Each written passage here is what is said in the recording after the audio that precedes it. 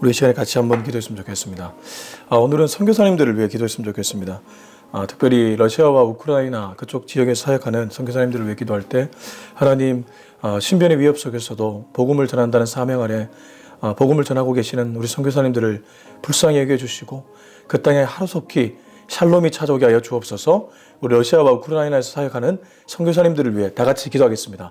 하나님 아버지, 오늘 이 시간 우리가 말씀을 듣기 전에 오늘은 러시아와 우크라이나에서 사역하는 선교사님들을 위해 기도합니다. 하나님, 참 어려운 지역에서 신변의 위협 속에 사역하고 있습니다. 하나님, 숨죽이면서 복음을 전하기 위해 쓰는 한 명의 선교사님이 있다면 그분을 통해 하나님의 역사가 일어날 수 있길 원하고 그분의 기도가 땅에 떨어지지 않고 하늘에 응답될 수 있도록 주님 도와주시옵소서. 하나님, 지금 참 어려운 때를 보내는 국가입니다. 대한민국만이 아니라 전 세계를 돌아보면 하나님, 정말 신변의 위협 속에 살아가는 수많은 국민들이 있고 나라의 지도자를 잘못 뽑아서 그 지도자가 총칼을 겨누게 만들어서 서로가 동족 상잔의 비극을 마치 겪었던 우리나라처럼 그렇게 비극을 겪고 있는 국가들이 있습니다. 그들을 불쌍히 여겨주시고 그런 국가에서 사역하는 모든 선교사님들을 보호하여 주시며 그들에게 하나님 은혜를 베풀어 주셔서 그들을 통해 하나님 회복되는 은혜가 있게 하여 주시옵소서. 하나님 아버지, 오늘 말씀을 우리가 펼치기 전에 잠시 러시아와 우크라이나 땅을 위해 기도했습니다. 그 땅을 불쌍히 여겨주시고 그 땅에서 사역하는 모든 선교사님들의 하나님의 은혜가 있기를 원하고 그들의 생명을 보호해 주시며 그들의 가정을 지켜 주시옵소서. 감사드리며 예수님의 이름으로 기도합니다. 아멘. 네, 오늘은 창세기 44장입니다. 창세기 44장 1절부터 13절까지입니다. 창세기 44장 1절부터 13절 같이 읽겠습니다. 시작. 요셉이 그의 집 청지기에게 명하여 이르되 양식을 각자의 자루에 운반할 수 있을 만큼 채우고 각자의 돈을 그 자루에 넣고 또 내 잔 곧 은잔을 그 청년의 자루 아기에 넣고 그 양식값 돈도 함께 넣으라 하며 그가 요셉의 명령대로 하고 아침이 밝을 때 그 사람들과 그들의 나귀들을 보내니라. 그들이 성읍에서 나가 멀리 가기 전에 요셉이 청지기에게 이르되 일어나 그 사람들의 뒤를 따라가서 그들에게 이르기를 너희가 어찌하여 선을 악으로 갚느냐. 이것은 내 주인이 가지고 마시며 늘 점치는 데에 쓰인 것이 아니냐. 너희가 이같이 하니 악하도다 하라. 청지기가 그들에게 따라가서 그대로 말하니 그들이 그에게 대답하되 내 주여 어찌 이렇게 말씀하시나이까. 당신의 종들이 이런 결단코 아니하나이다. 우리 자루에 있던 돈도 우리가 가나안 땅에서부터 당신에게로 가져왔거늘 우리가 어찌 당신의 주인의 집에서 은금을 도둑질하리이까. 당신의 종들 중 누구에게서 발견되든지 그는 죽을 것이요 우리는 내 주의 종들이 되리이다. 그가 이르되 그러면 너희의 말과 같이 하리라. 그것이 누구에게서든지 발견되면 그는 내게 종이 될 것이요 너희는 죄가 없으리라. 그들이 각각 급히 자루를 땅에 내려놓고 자루를 각기 푸니 그가 나이 많은 자에서부터 시작하여 나이 적은 자에게까지 조사하며 그 잔이 베냐민의 자루에서 발견된지라. 그들이 옷을 찢고 각기 짐을 나귀에 싣고 성으로 돌아가니라. 아멘. 오늘은 또 한 번 요셉이 나름의 그림을 그리고 어떤 행동을 하는 장면입니다. 베냐민을 데려오기 위한 요셉의 계략이었죠.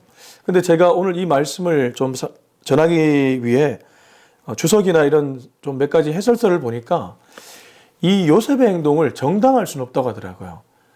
그러니까 지금 요셉이 그동안에는 참 성숙한 모습을 많이 보여왔습니다. 물론 지금도 동생 베냐민을 데려오기 위해 형제들의 그 짐에 은잔을 넣은 건데 사실 이것은 잘못된 행동은 맞죠. 왜냐하면 몰래 했던 행동이기 때문에 그걸 정당할 수는 없다는 겁니다. 제가 이 말씀을 왜 설교 서두에 얘기하냐 하면 우리가 아무리 대단해 보이는 그 사람도 결국 허점이 있고 실수를 하는 사람이라는 거죠. 사람을 기대해서는 안 된다는 것을 한 번 더 얘기해 주고 있습니다. 결국 우리가 시선을 고정해야 될 분은 오직 하나님 한 분밖에 없음을 모두가 고백했으면 좋겠습니다. 1절입니다. 요셉이 그의 집 청지기에게 명하여 이르되 양식을 각자의 자루에 운반할 수 있을 만큼 채우고 각자의 돈을 그 자루에 넣고 2절 또 내 잔 곧 은잔을 그 청년의 자루 아기에 넣고 그 양식값 돈도 함께 넣으라 하며 그가 요셉의 명령대로 하고. 청지기가 무슨 힘이 있겠습니까? 아마 요셉의 집에서 가정을 돌보는 가정 청지기를 얘기하는 것 같은데 이 가정 청지기가 특별히 총리이지 않겠습니까? 시키는 대로 할 뿐이죠. 1절을 보면 양식을 채우고 돈을 자루에 넣고 이까지야 큰 별 생각 없이 했을 겁니다. 근데 2절에 보니까 내 잔, 요셉의 자는 뒤에 말하지만 뭐 술 먹는 잔이기도 하지만 이 잔은 때로 나라의 국운을 살필 때 사용하는 잔이기도 했습니다.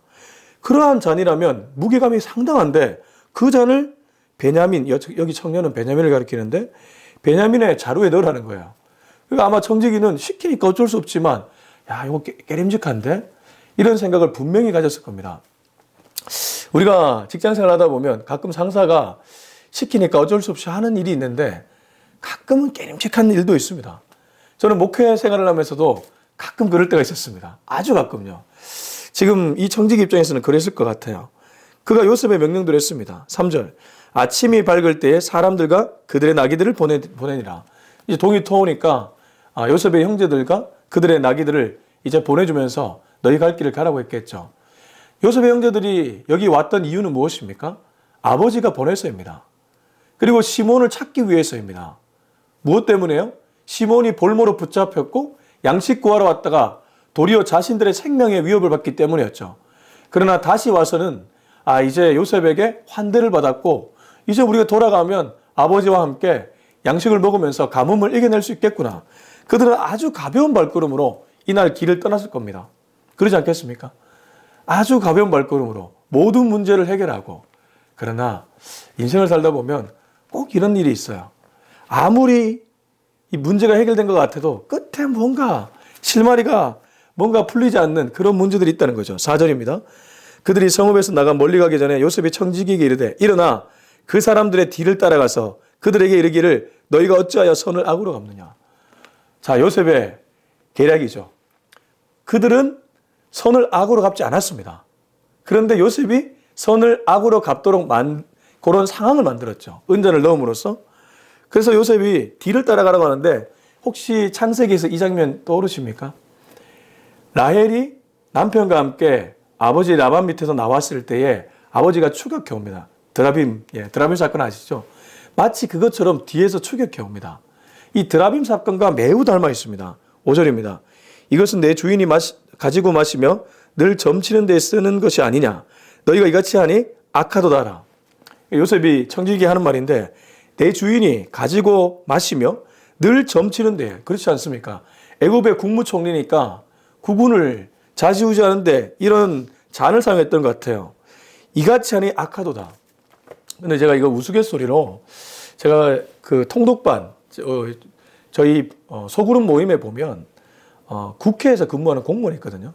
그분이 국회 공무원인데 국회 공무원의 국회의장들을 종종 만나는데 국회의장들이 점을 본답니다. 무당을 찾아가서 점을 보고 제가 그 얘기를 듣고 굉장히 쇼크를 먹었는데 근데 이거는 여당도 그런만 아니고 야당 출신들도 그렇다는 거예요. 똑같아요. 정권이 바뀌어도 국회의장들이 자신들의 앞으로의 미래와 당의 미래와 국군의 미래를 무당에게 묻는다는 것이죠. 저는 이 잔을 보면서 요셉은 분명히 하나님과 동행하는 사람이었는데 그가 왜 이런 것을 했는지 잘 모르겠습니다. 늘 점치는데 잔을 썼다. 정치인들이 자신의 앞날 때문에 이렇게 할 때가 있는가 봐요. 참 안타까운 모습입니다. 근데 인간이 그만큼 연약하다는 거죠. 무언가를 통해서 자신의 미래를 설계해 보려고 하는 그러한 인간의 연약함이 있습니다. 6절 청지기가 그들에게 따라가서 그대로 말하니 청지기는 요셉이 시킨 대로 할 뿐입니다. 7절 그들이 그에게 대답하되 내 주여 어찌 이렇게 말씀하시나이까 당신의 종들이 이런 결단코 아니하나이다. 억울하니까 요셉의 형제들은 자신들의 결백을 주장합니다. 그렇죠. 억울하죠. 자기들은 조용히 나왔을 뿐이고 기분 좋게 나왔을 뿐인데 요셉이 설계한 상황에 자기들이 들어갔기 때문입니다. 함정에 들어갔죠. 8절 우리 자루에 있던 돈도 우리가 가나안 땅에서부터 당신에게로 가져왔거늘 우리가 어찌 당신의 주인의 집에서 은금을 도둑질하리이까. 자, 그들이 우리 자루에 있던 돈도 가나안 땅에서부터 우리가 가져왔고 우리가 어찌 당신 주인의 집에서 은금을 도둑질합니까? 우리는 도리어 시몬을 데려오기 위해 자루에 넣었던 돈을 오히려 가져왔는데 우리가 어떻게 당신의 주인의 은금을 도둑질하겠습니까? 근데 성제들이 이렇게 말은 하지만 사실 과거에는 그들은 동생을 함정에 빠뜨리고 동생을 팔아 넘겼던 도둑질하는 사람들이었습니다. 근데 도둑질하는 사람들이 지금의 결백은 맞죠. 그렇지만 그들은 이런 말을 하면서도 참 자기들의 과거를 떠올리며 우리에게 이런 일이 왜 일어났을까 이런 생각들은 했을 겁니다. 9절입니다. 당신의 종들 중 누구에게선 발견되든지 그는 죽을 것이요 우리는 내 주의 종들이 되리이다. 이게 드라빔 사건과 거의 똑같습니다. 나중에 드라빔 사건 31장이었나요? 볼까요? 31장 32절 32절을 보면 드라빔을 찾으러 추격해온 라반과 라반의 무리들에게 야곱이 이런 말을 하죠. 읽어보겠습니다. 외삼촌의 신을 누구에게서 찾든지 그는 살지 못할 것이요 우리 형제들 앞에서 무엇이든지 외삼촌의 것이 발견되거든 외삼촌에게로 가져가소서 하니 야곱은 라헬이 그것을 도둑질한 줄을 알지 못함이었더라. 우리 중에 찾으면 살지 못한다. 똑같지 않습니까? 여기 9절에 오면 당신의 종들 중 누구에게서 발견되든지 그는 죽게 될 것이다. 네. 이런 거 보면 야곱이 과거에 경험했던 사건이 야곱의 아들 되어 와서 그대로 재현되고 있습니다. 왜 이런 말 하지 않습니까? 부모의 습관이 자녀들에게 대물림 된다고. 그래서 부모로서 본을 보이는 것이 정말 중요한 것 같아요. 내 대 끊어낼 거를 끊어내야 됩니다.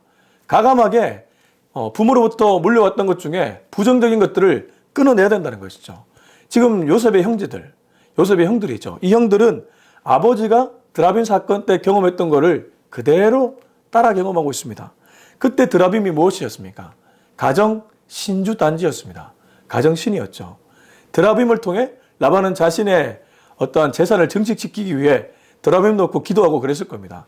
근데 요셉도 이 잔이 그런 역할을 했는데 조금 안타까워요. 아무튼 10절부터 읽어보겠습니다. 그가 이르되 그러면 너희의 말과 같이 하리라. 그것이 누구에게서든지 발견되면 그는 내게 종이 될 것이요 너희는 죄가 없으리라. 그들이 각각 급히 자루를 땅에 내려놓고 자루를 각기 푸니 그가 나이 많은 자에서부터 시작하여 나이 적은 자에게까지 조사하며 그 잔이 베냐민의 자루에서 발견된지라.